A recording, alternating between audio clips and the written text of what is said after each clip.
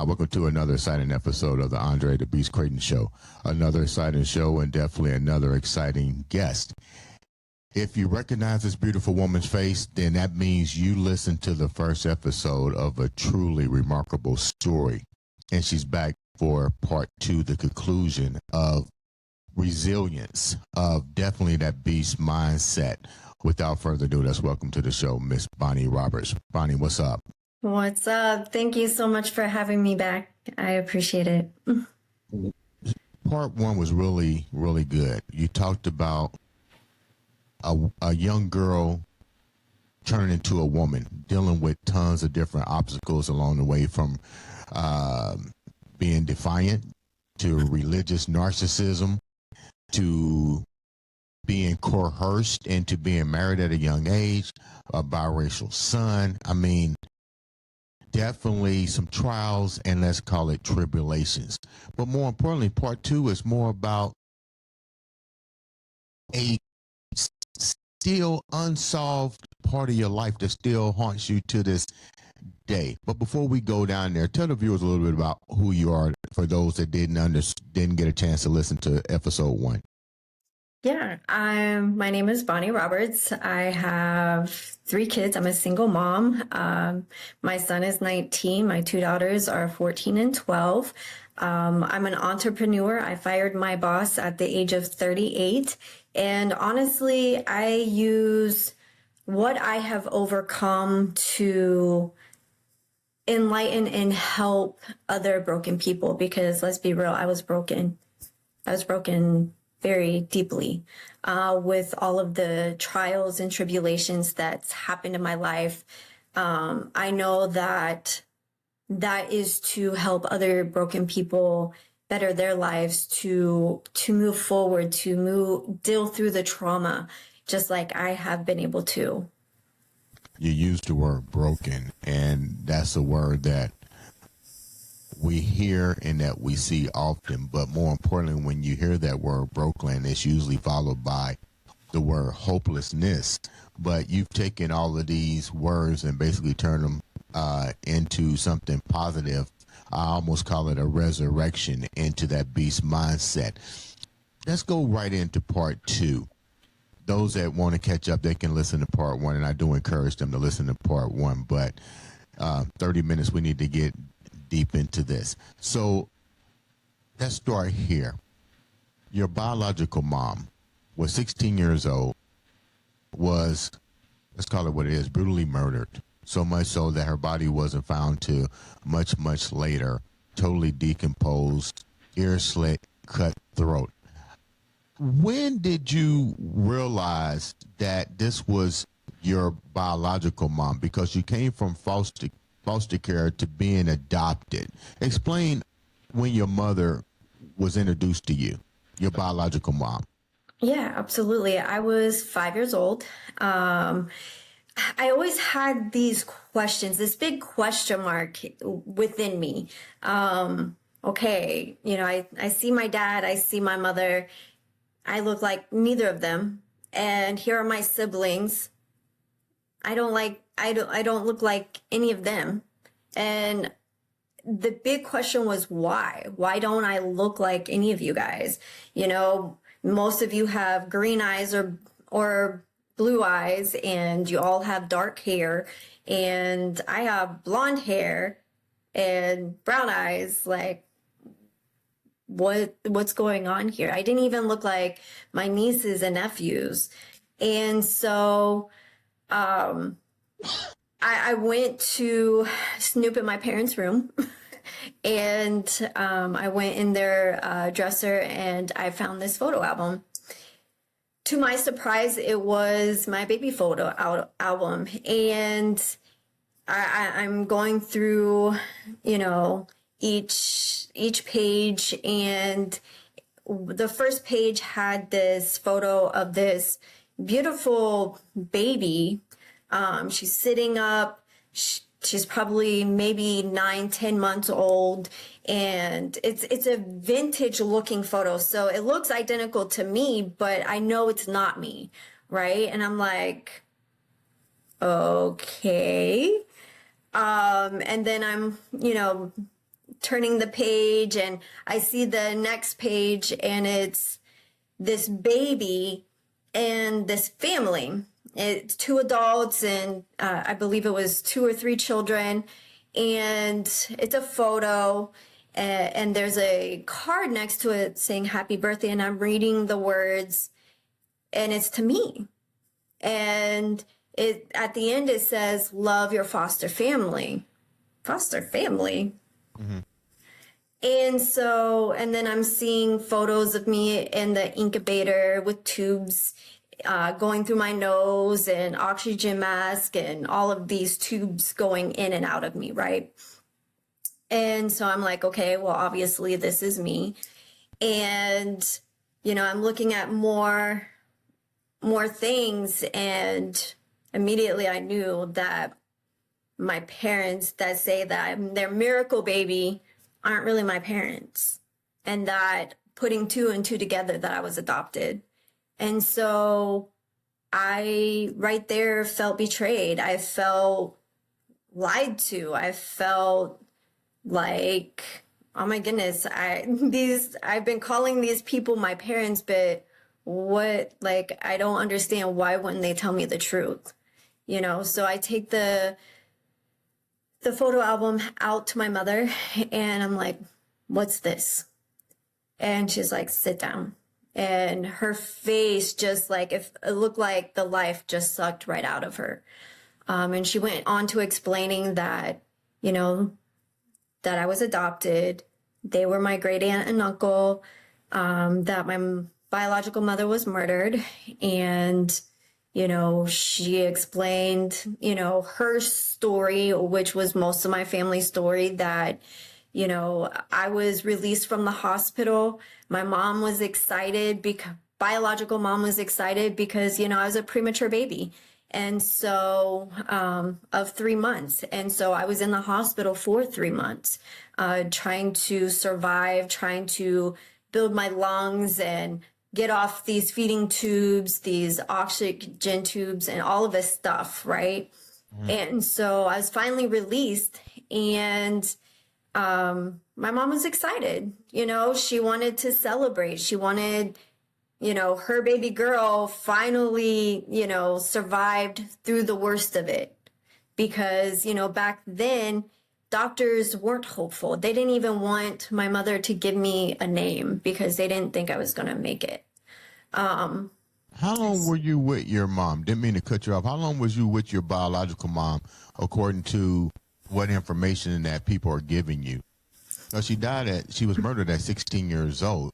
She Right. had you at 16 years old. So if you was in the hospital for how many months? 9 months? 3 months. 3 months. Your mom really didn't have much time to cultivate a relationship or a bond. Not at all. Not at all. Because as soon as that day or evening that I was released, that same day, my mom was taken from me. She was murdered. You would think. Now, was your mom, according to information, was your mom a recovering addict? Or anything of that nature that could have led to the mysterious demise of her life?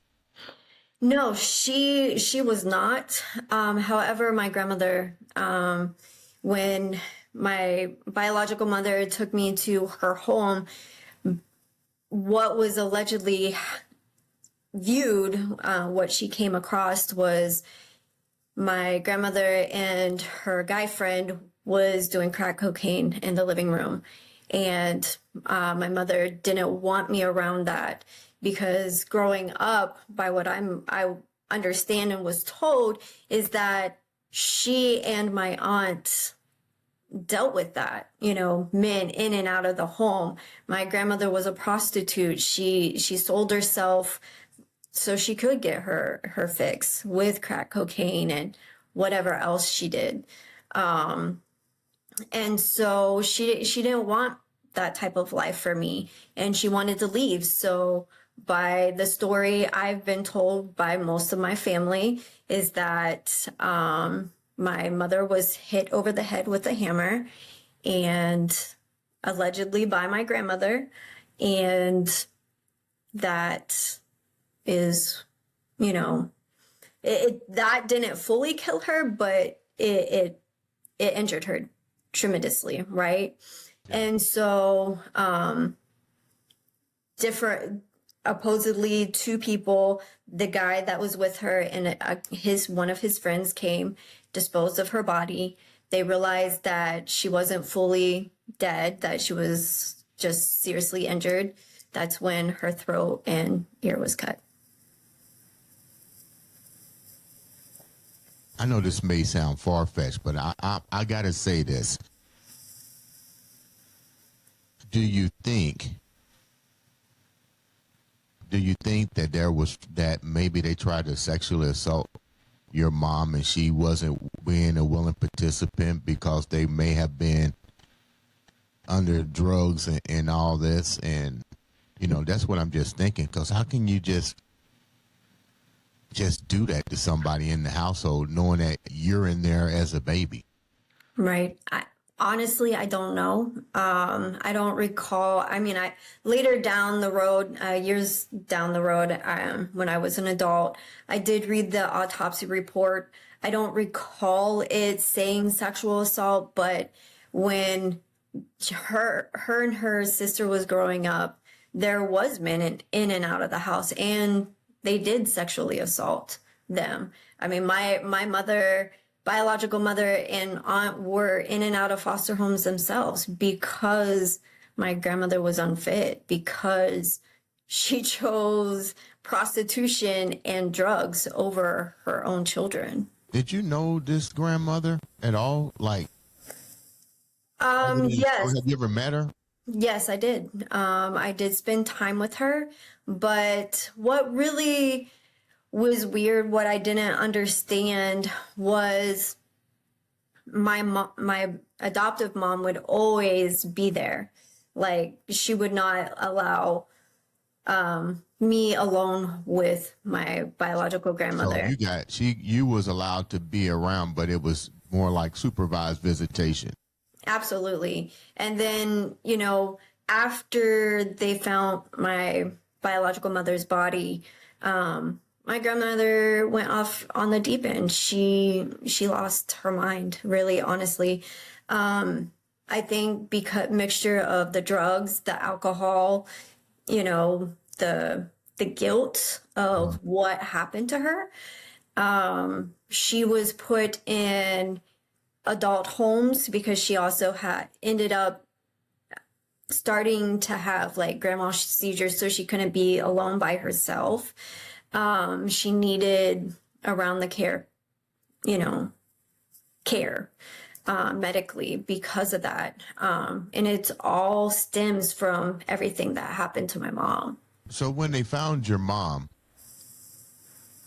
how old were you when they found your mom? I was 3 months old. You was how old? 3 months old. Well, no, sorry. My mother was found, let's see, I was released October, I don't know the date, and then November, no. I think it was October 31st on Halloween, is when it was October 31st or November 1st. I don't remember the exact date, but it was the beginning of November or at the end of October when her body was found. So about 30 days later. 30 days later. And it seemed like this is a two-part question here. You're older, so I'm pretty sure you done some investigations on your own and people have come forward. But with so many people knowing what was going on, saw a 16-year-old girl with a baby, seems like somebody would it would be an easy case to find who did it. You would think. I mean, even when the investigators, because there was detectives, several of them that was on the case actively, and they even went to my grandmother's apartment and they found a bloody rag of my mother's, but my grandmother was like, oh, she started her menstruation, so they threw that out. There was evidence in the home, but they were so careless. Exactly. And even the detective that was over the case, I mean, I don't believe he's even still, I don't think he's around anymore. No, because it seemed like if they found her body and there was blunt force trauma, but the blunt force trauma didn't do something, I would have went back and start looking at the hammers and tools or something inside that house. Do you think because it was a drug infested neighborhood that they was that maybe all the evidence was already contaminated because so many people were coming in and out of the house that anybody could have been the perpetrator that assaulted your mom? Honestly, I can't answer that. I don't know. I mean, we can speculate all day long, our a narrative, but I really don't know. There's a lot of just big question marks or blank spots, so to speak, that are in the story. I mean, I have a baseline, which, I mean, it makes sense compared to the autopsy report. I mean, it lines up, but the fine-tuned questions, I have no idea, and that will never be answered. Before your grandmother, now your grandmother is, let me make sure I'm understanding, because I hear a lot of grandmothers and so forth in this story. Your grandmother, that's your biological mom's actual mom, correct? That is correct. Okay. Now, before she went off on the deep end and you got older, did you ever get a chance to sit down and talk to her and, true confessions? Hey, what really happened? No. You never had a chance to ever ask her this? I never could. And when I was in 12th grade high school, she ended up, because she fought on and off her life she had cervical cancer, and then she ended up with a brain tumor, and that's how she passed away. So I really believe karma. It went to the grave with her if she had any doings. Let's go back a minute. This is key. Did anybody ever tell you who your biological father was? They told me who he was. I mean, the paper clippings also, like, all of this was in the newspaper in 1982, you guys. So you can look in Ohio, Benton County, you can pull everything up. But they say that my father's name was Paul Schaft. I don't know if that's true or not. But the state of Ohio did contact him, and he did sign off his parental rights and awarded me to the state of Ohio. Wow. Have you ever reached out to him since? No, I have not. Nor do I care to. So the good part about it is that they was able to at least get your body, your mom's body recovered and give her a proper burial and stuff. Correct. How has this, with everything you went through from the first marriage to your second marriage to,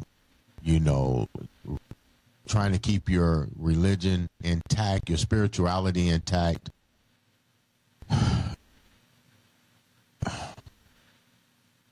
how has it changed you? Whew, that's a deep question. It's changed me a lot. I used to be, because I've always wanted to feel a part or be included, because even when, I'm thankful that I was adopted and they raised me as best as they knew how. I still felt a missing piece of me. I always felt like the outsider. And the reason why is because, you know, my adoptive mother always wanted to have, I would say, peace in the house. And so what that means is she would a lot of times, you know, go with what the family wanted, my niece mainly, giving her what she wanted, and then really ignoring my feelings, how that would make me feel, or stopping, taking a moment and seeing, okay, what does Bonnie want? Or how does this make Bonnie feel? Like, I didn't feel like she cared about that. All she wanted was to make my niece happy, but at the end results, I wasn't being happy, and I'm supposed to be her daughter, not her granddaughter. And what I mean by that, even birthdays, my niece would a lot of times celebrate on my birthday because she's a month and 25 days younger than I am. We're that close in age. We're the same age. But my birthday, I was always having to share with her, or, you know, Christmas, like she was upset because, oh, well, why is Bonnie getting, you know, what the children are getting opposed to what I'm getting because I'm a granddaughter? Well, instead of my mom saying, look, no, she's my daughter, she's not my grandchild, this is why, or because I've chose it. I mean, she didn't really need an explanation, but she chose to do to appease my niece, right? Which made me feel some type of way. You know, let's be honest. I'm supposed to be your daughter. You adopted me, you know, and I'm grateful for that. But why? Why go through all of that to adopt me and to intentionally make me feel like I'm a lesser of a person? I'm not as valuable, or, you know, I'm not as important as my niece. That's how I felt growing up my whole life. Did you ever bring this up to her? I did.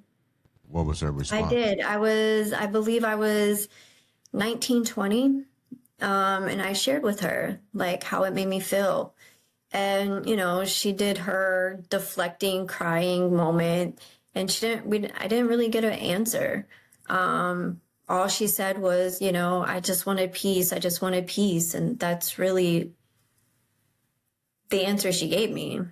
And okay, to me, that's just excuses. That's justification. It's not an answer. Do you wish sometime when you think about it, do you begin to weigh the options? Like, okay, you provided the imitation of life, which means you stepped into a role. I appreciate that. But you didn't really do the role. You know what I mean? Just because you put a roof over my head and, you know, clothes on my back and stuff, you wasn't emotionally there. You was financially there. So my question to you is, now that you have done a lot of self-reflection, do you ever ask yourself, okay, despite everything that I went through, the attachment of motherly love has been taken away from you now twice? Do you think that maybe if you had went in the foster care, things might have been different? Do you kind of weigh the two options, you know, because which one would have been better? You don't know what you would have got if you stayed in the foster system. However, they adopted you, and you have to compete for love and attention with a young girl who's your family, who, just call it what it is, she's not even mature enough to understand what's going on. And then more importantly, did they even explain to her what's going on, so she can at least try to process it? Oh, she knew I was her aunt. But I mean, they pushed us into sisters. I even remember photos of us looking like twins. She had dark hair and brown eyes. I had blonde hair my whole life, brown eyes. We looked nothing alike. We didn't even resemble a little bit. But we were always dressed like identical twins. Even when I think we were almost 3 years old. Or it was a 3-year-old photo. I don't remember. I think it was photos for our birthday, because again, they're so close and, close together. But my foster family were going to adopt me, actually. And my great aunt and uncle, my, adoptive parents, stopped it.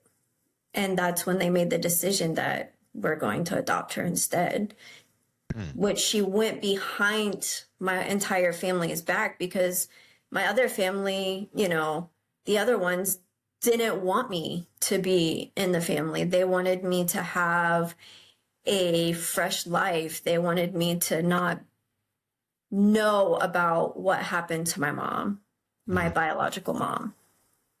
There was a division when my great aunt and uncle adopted me, because of how it went about, because they did it behind everybody's back. I know you got to ask your question. Do you think it was money driven? I mean, you now do get money if you are in that situation. You know what I mean? People do things that you'd be surprised at some of the shit that people do. And now that you're older, does that thought even cross your mind that money became the root of all evil versus really stepping up to do what they said they were going to do? That I don't know. I don't know if it was or not. I mean, it's definitely crossed my mind. Just like it's crossed my mind, how would have my life been if my real mom would have never been murdered? Or how would have my life been different if, my foster family ended up adopting me? Because they looked loving. They looked like they wanted me in their lives. I mean, that's what the pictures portray, but pictures can be deceiving too. So you have all of these questions, but at the same time, you don't want to go down that rabbit hole of what if. Yeah. You get what I'm saying? So yeah. This was the cards or life that I was dealt with, and you have to make the best of it. That was beautifully said too. Now, so much stuff. How do you process everything?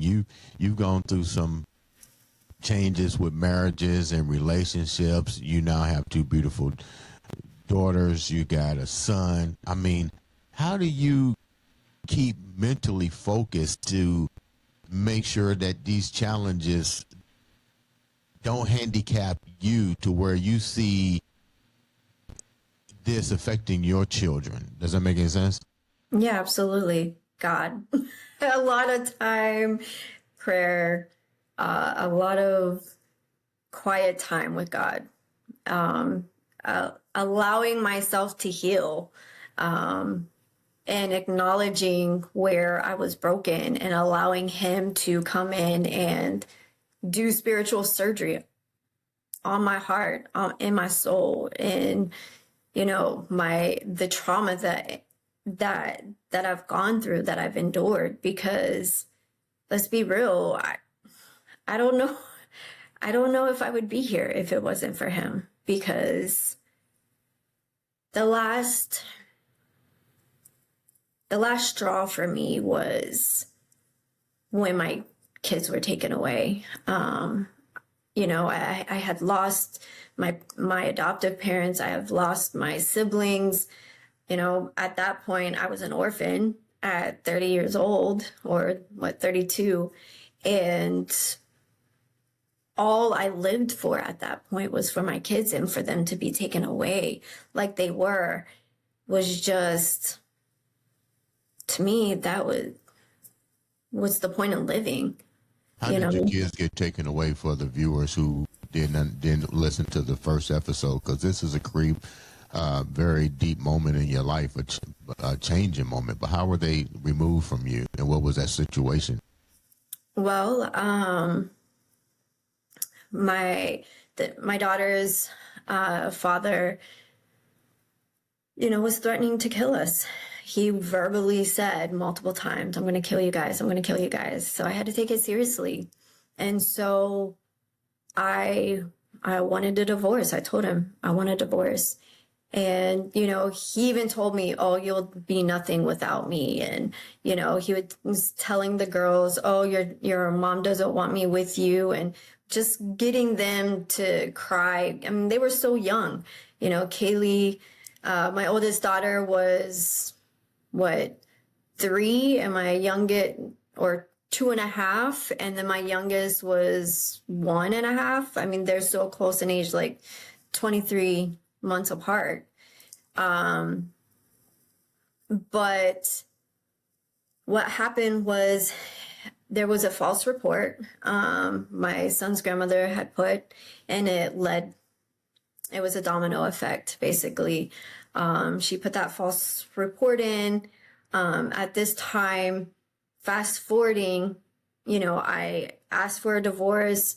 I had to put a restraining order against my daughter's father because I had to take serious that he made threats that he was going to kill us. And so I did that, and he stopped paying the mortgage. I wasn't allowed to work at the time because we, were in this church. For me, it was over 10 years. For him, it was over 22, I think, or 21 years. And, the rule was a woman is supposed to stay at home if they're married. They're the keeper of the house. They're not allowed to work. They're basically the man's slave. And so he stopped paying the mortgage. And when that report came in, me and my kids were homeless. And so I found he wasn't my second husband at the time, but we ended up getting married. He was the only one I really had to even offer a roof over our heads because, mind you, the church, we've already left the church, months ago. So all of those people that I devoted my life to for over 10 years turned their backs on me. I was literally banned from the church. Like they weren't allowed, discommunicated, or excommunicated is the word they use. They couldn't call me. If I call them, they're not really supposed to talk to me. A church organization that everybody would know about, Latter-day Saints, Christians. What kind of organization is this that turned their back on you after you've been there for so long? It's called New Testament Christian Church of America. Wow. Now, a false report is provided, but you lose the kids because you don't have a safe place for your children, nowhere for them to live. Is that why they were removed? So yes and no. So ultimately, yes, but it's more than just that. So what happened was when the investigation started, I was staying at this gentleman's home, soon to be my second husband, with his 2 kids. It's a 2-bedroom apartment, not really enough room for us, but it's either staying with this person that I really don't know or being on the streets.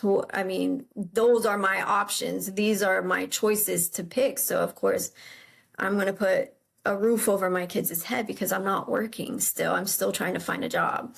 So but what it do, you hardly know. Yeah. We knew each other for 3 months. I don't consider that really knowing each other. Yeah, but isn't that kind of dangerous to put your kids in that situation? Well, I mean, what's more dangerous? Living on the streets with a, 1, 3, and 8-year old, or Did he put you out already? the house was already in foreclosure. It was being auctioned. So I had to vacate the house. I mean, what about? I'm just taking my mind down to what the viewers may be asking. So don't. I'm not trying to be combative or anything like that. But what about women's shelters? I mean, you have kids, so there should be systems set up for individuals that are going through this domestic situation, especially since you have children. Right. No, I asked CPS to help me. Can you give me a roof over my head? Help me give me resources. And at that time, they just didn't have any resources. They would rather break up a family than to help me put a roof over our head. I was willing to do that. I was willing to.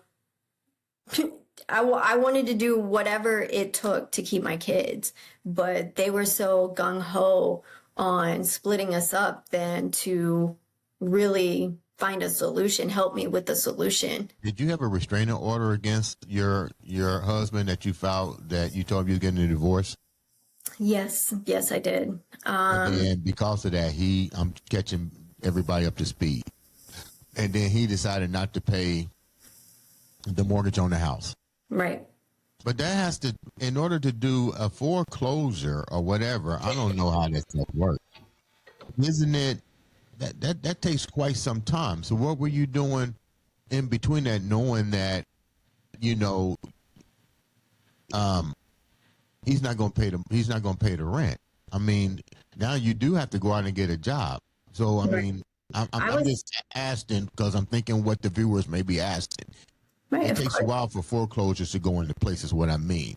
So if you filed a restraining order and you know he was going to be passive aggressive and not pay the bills and whatever, I mean, could you not get a job because the community is so tight knit with the church organizations that because you became excommunicated, it just means don't even give you a job? Is that how the community is that you was living in? No. What happened was I wasn't working. I hadn't worked for 8 years. And so I was applying for jobs. I was taking odds and ends jobs that, were temps and so on and so forth. But that was enough to just really, because I had to pay daycare, right?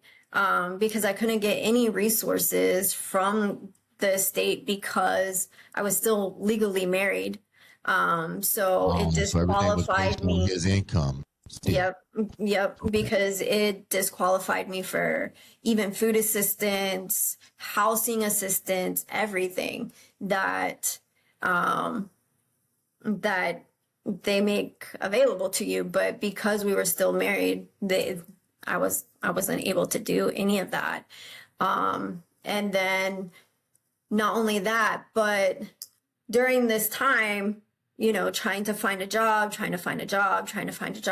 a lot of places, let's be real, didn't want me because of that 8-year gap. They didn't want to risk it, and they ask you, well, why is there this 8-year gap?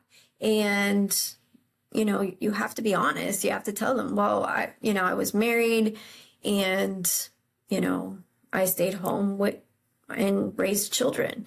And people don't want to deal with that because to them, let's be real, it's a liability.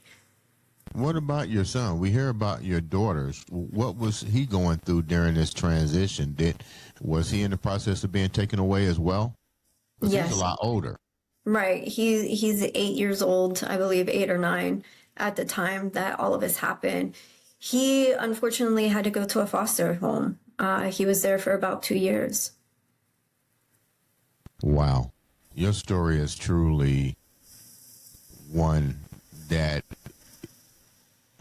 I'm pretty sure there's somebody else that went through this same stuff. And I'm more concerned about the children at this point now.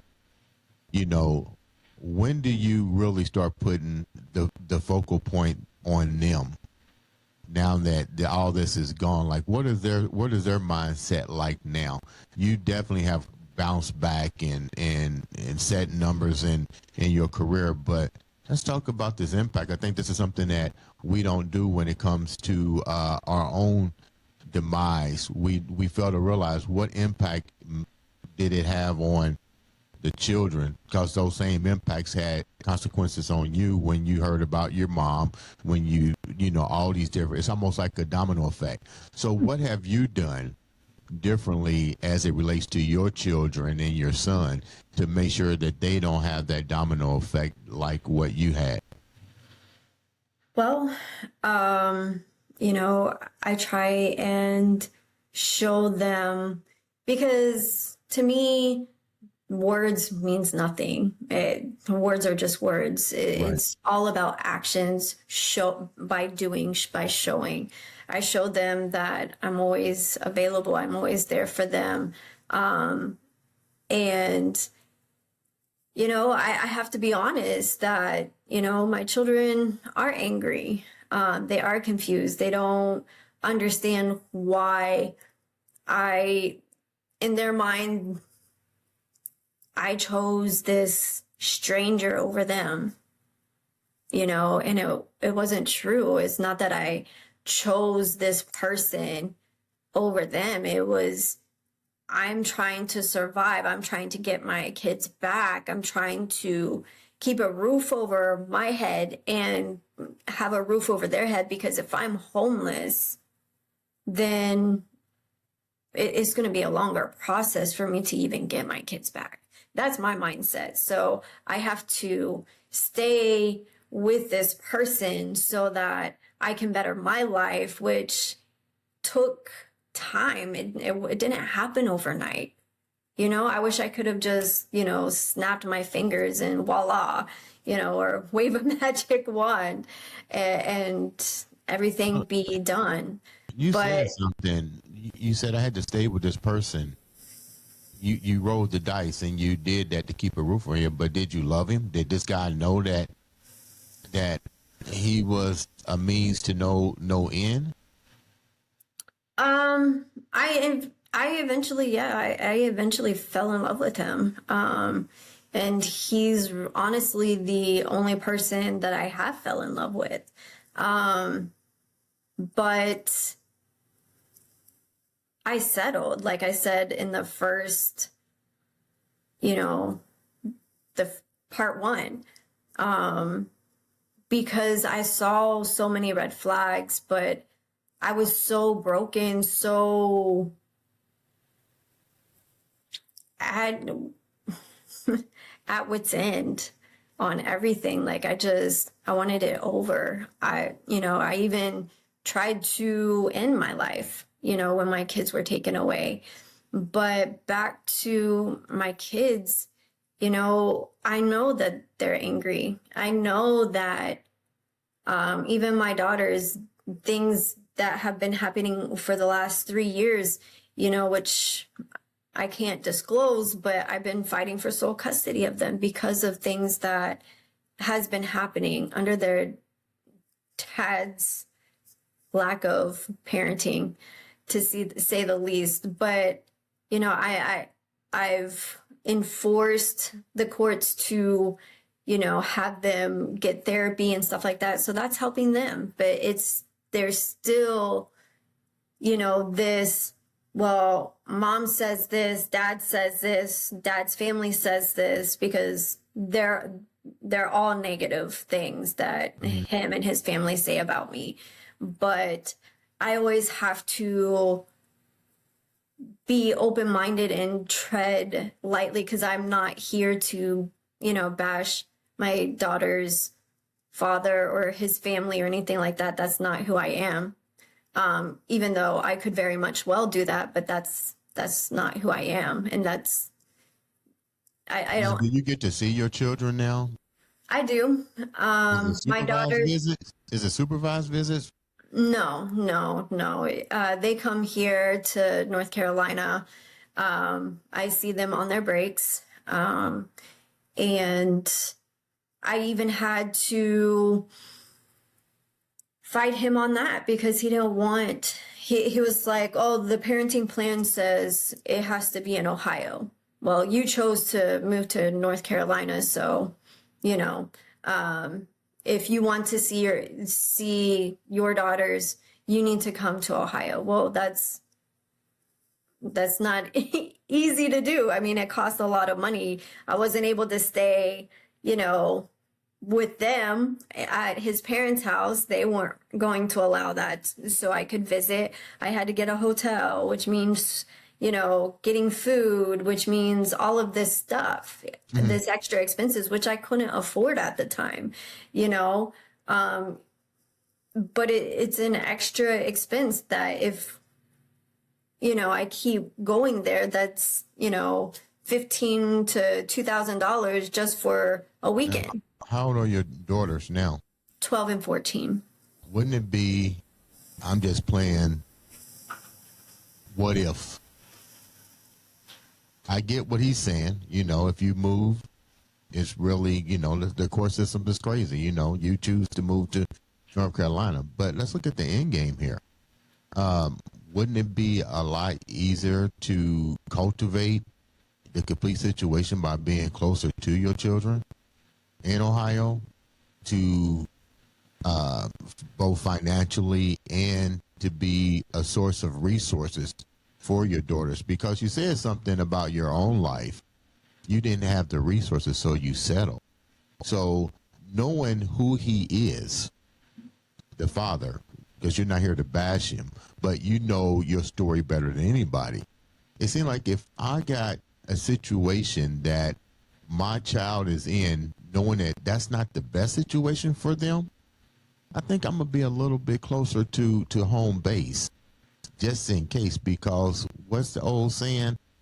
He's not going to change. It's just, it's going to get worse. And if your children are in harm's way and you see the repeated domino effect, I think it might be better served if you was closer to them when if the time ever came to be a 911 for them. Does that make any sense? Have you thought about that? It does, and I have. But I have to think as a mother, and I have to look at the whole picture as a whole. What is the whole picture as a whole for you? I'm pretty sure the viewers would like to hear that. What that means is the fact that, okay, if I go there and is that really going to stop what is going on? The answer is no. They really need to be away from the entire environment because it's toxic. The things that are happening are very alarming. And again, I'm not going to disclose everything because of their privacy, their innocence, and it court related. So I have to protect myself on disclosing that information. But the simple answer is they need to be away from the situation entirely. But how do you fight a case when you're in two different jurisdictions? The jurisdictions are very reluctant to overturn other jurisdictions. Wouldn't it be a lot easier to fight these allegations being on the same turf, on the same playing field when it comes to law, statutes, and child protection services? Yes and no. The magistrate, because this, again, it's been going on for almost 3 years. The magistrate ruled in my favor that I should have sole custody.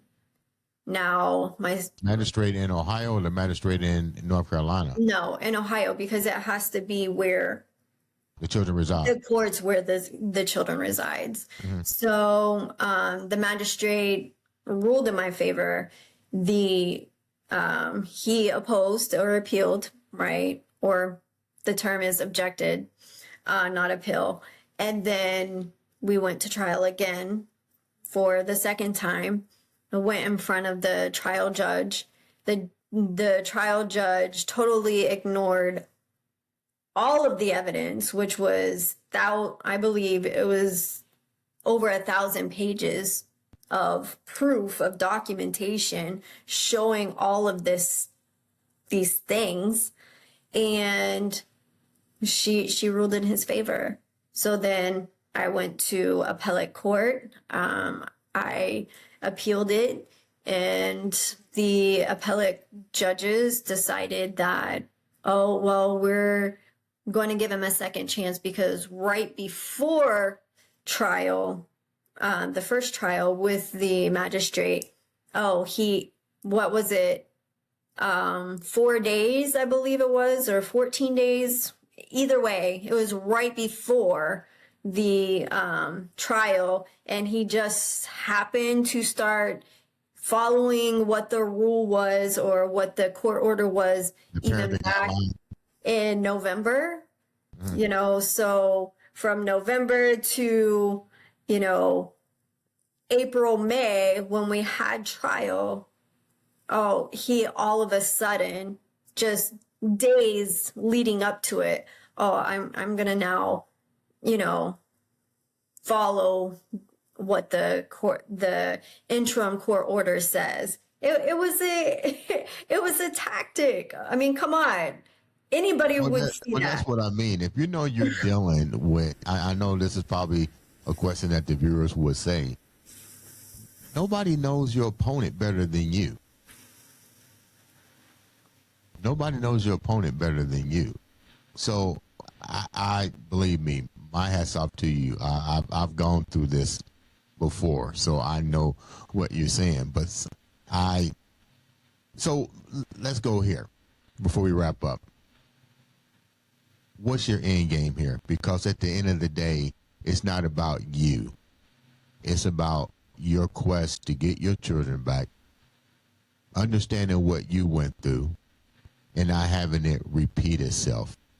You want to be the resource for your children, as well as helping make sure that your 19-year-old recovers as well. Because let's get real, you don't want your children to think you were the villain and that you really wasn't there, because you're dealing with what's the word I want to use? I don't want to use narcissistic behavior, but patterns that aren't healthy. Let's put it like that. Toxic patterns. I'm not even going to use the word toxic. I'm going to just say patterns that are not becoming of the best interest of the child and what is in the best interest of the development from both parents. In other words, one of you guys has to step up and do what's right. And that may be something that's going back into the battlefield and being on turf, because if he's already showing you his hands and his exposures, and all of a sudden he wants to wait a few days to come there, at the end of the day, your kids are going to need you a lot quicker than what you might think. Right. Well, honestly, I know this is cliche and whatever, but I've had to put it in God's hands and just asking him to show me what to do. Because I have to take my emotions out of it. Being a mother, being a mama bear on top of that, of course, you want to protect your kids at all costs. And I do whatever I can.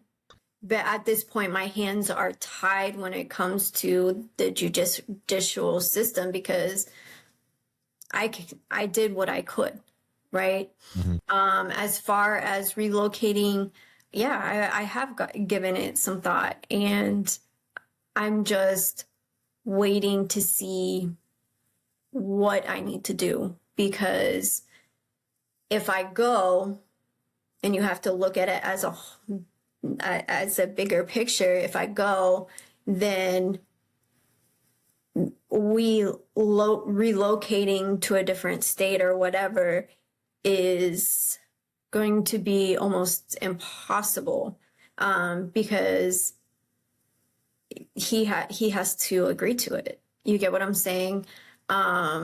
He has to agree to you moving back to Ohio to be closer to your kids? No, if we were to relocate from Ohio, once, I got sole custody of them, I would have to put in the courts, okay, where me and the kids are going to relocate to whatever state, right? Because let's keep in mind the toxic behaviors, the unsupervised, the unstructured parenting is happening still, but they really do need to be out of that situation, out of that environment. The children in those schools, the things that they say, the things they do, they go on these unmonitored websites, okay, and to talk to strangers, videos, recording, and you can, I'll spare the details, but you can connect the dots and I have proof of these things, right? So they really do need to be out of that environment completely. Let me say thank you so much for taking time to come on the show. Not once, but twice. I do encourage you guys to make sure you watch the first episode to understand a little bit about, too. You've gone through so much. I'm sorry for the loss of your mom at such a young age. She birthed a beautiful daughter who has the resilience to overcome. Let's call it what it is. You're overcoming. It's going to take some time, but it will happen. If you had to leave the viewers with your journey so far and your journey in the future, I know it's hard to see, but you see it. What would you tell them? What keeps you going? What's that beast mindset? I use my pain, the trauma, the everything I've gone through as fuel to push me to go forward, because I've been through so much. If I could get through that, then nothing is, anything else is just nothing. Me and my kids have been through so much that's the fuel I use to keep going. So no matter what you've gone through, just know that God's got you and you will get through this, point blank, period. Bonnie, thank you so much for taking time out to come on the show. Ladies and gentlemen, make sure you click like, subscribe, click that button. All it takes is one click to make a difference in somebody's life as well as your own. Ladies and gentlemen, this has been another, and I do mean another, exciting episode of the Andre The Beast Crayton Show.